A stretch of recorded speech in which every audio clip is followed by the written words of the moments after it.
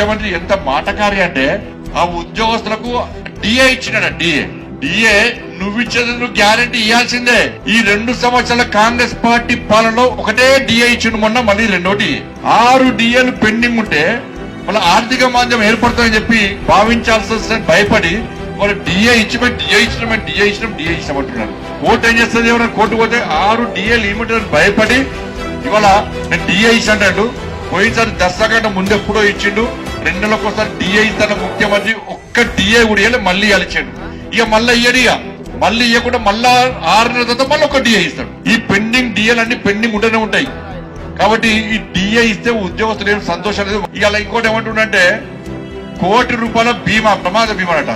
Bank account ఉన్న అందరు కూడా 20 లక్షల బీమా కావాలని వస్తుంది. ఉద్యోగస్తులకు బ్యాంకులే బీమా ఇస్తున్నాడు. నువ్వు ఇచ్చేది బీమా. ఈ బీమా ఇవ్వడానికి నువ్వేమన్నా బడ్జెట్ కేటాయించినవా? ఇలా పైసలు ముఖ్యమంత్రి ఏమంటే తలకాయ నరికిన ఒక పైసలు వేయాలి. మరి ఓటు ఎందుకు వేయాలి? మరి నీకు ఓటేస్తామో రోడ్లు వచ్చాయా, మోర్లు వచ్చాయా, పెన్షన్లు వస్తాయా, నేతలకు ఉపాధి జరుగుతుందా, న్యాయం చేస్తావా? ముఖ్యమంత్రి పైసలు లేవో నాకు ఎందుకు వేయాలి ఓట్లు? కాబట్టి అంతా కూడా ప్రజలను మభ్యపెట్టడానికి, మోసం చేయడానికి. ఉద్యోగస్తులు పాపం వాళ్ళ జీతాలు వాళ్ళ బ్యాంక్ అకౌంట్లో వాళ్ళ జీతాలు పెన్షన్ పైసలు ఇవ్వమంటేనే ఇస్తలేరు.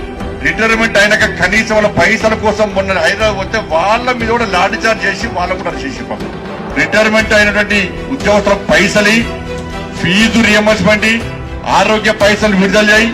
ఇవన్నీ విడుదల చేస్తే ప్రభుత్వం మీద నమ్మకం ఉంటది, అప్పుడు విశ్వాసం ఉంటుంది తప్ప ఈ కాంగ్రెస్ పార్టీని నమ్మే స్థితిలో లేము. సింబల్ బేస్డ్ ఎలక్షన్ అన్ని తొందరగా జరుపుకోవాలి, చేతులు దులుపుకోవాలి. ఇంకో 6 నెలలు అయితే మళ్ళా మనల్ని వాళ్ళు నమ్మరు అని చెప్పి భయపడి కాంగ్రెస్ పార్టీ ప్రభుత్వం ఇలా ఎన్నికలు నిర్వహిస్తున్నది.